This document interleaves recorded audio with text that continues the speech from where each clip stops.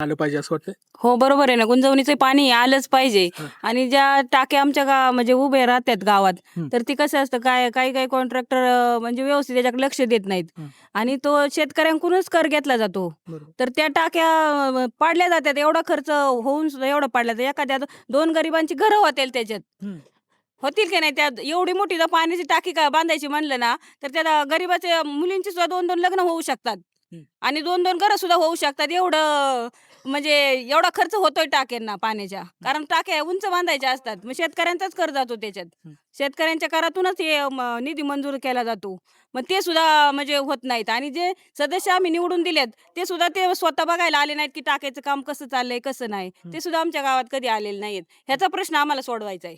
मग तुम्ही निवडून आल्यावर काय करणार याच्यावर उपाययोजना? याच्यावर उपाययोजना म्हणजे ज्या पाण्याच्या टाक्या जिथं-जिथं बांधलेल्या आहेत, हं. तिथं पाणी म्हणजे व्यवस्थित पूर्णपणे जातंय का नाही, कुठं लिकेज आहे का नाही, वाड्या वस्त्यावर जाऊन पूर्णपणे आम्ही